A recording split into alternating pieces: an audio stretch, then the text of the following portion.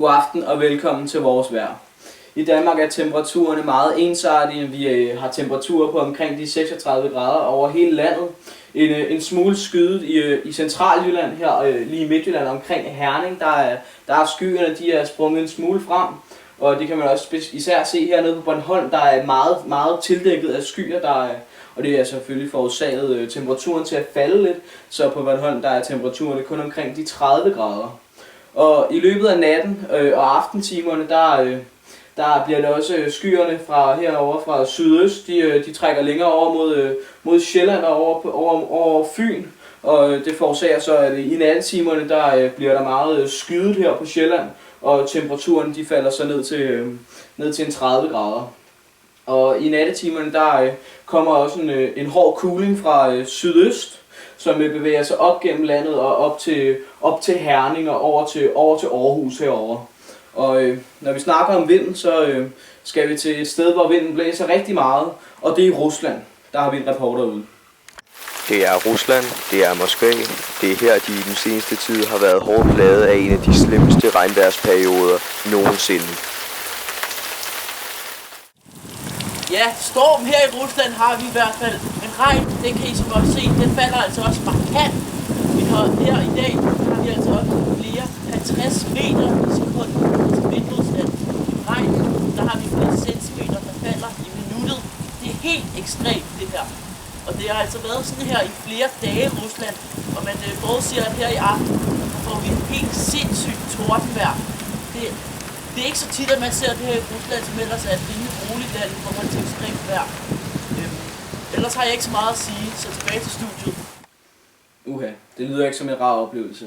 Men nu til Europavejret. Vi starter ude i Centraleuropa ved Tyskland, hvor der er en del overskyet og stor chance for regn, og temperaturen de ligger på omkring 32 grader.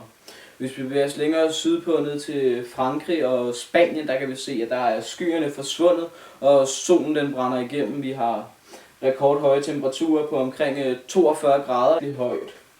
Og hvis vi bevæger os endnu længere sydpå ned til Algeriet, der kan vi se, at der er solen virkelig brændt igennem. Der er det 52 grader, og det er ekstremt varmt. Men hvis vi bevæger os længere østpå, der kan vi se, at der ligger en østfront hen over Rusland og Ukraine, og der er meget skyet og stor chance for regn og torden, og temperaturen de ligger på omkring 31 grader.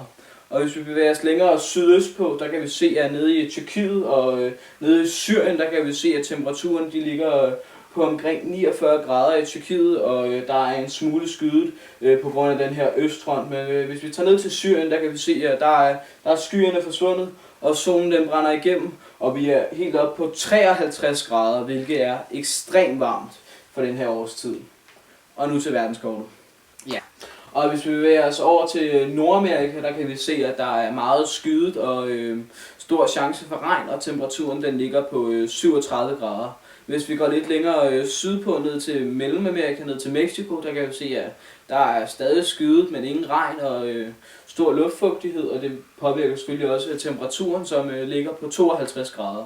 Og hvis vi flytter os endnu længere sydpå, dybt ind i Amazonas, så er skyerne forsvundet, og temperaturen den er steget, og der er høj sol, og temperaturen den ligger på 51 grader. Hvis vi så flytter os længere østpå over til Asien og Rusland, der kan vi se, at skyerne de har lagt sig tungt over Østeuropa og Asien, og der er stor chance for torden og skybrud og regnvejr, og det påvirker selvfølgelig også temperaturen, som er faldet helt ned på 42 grader.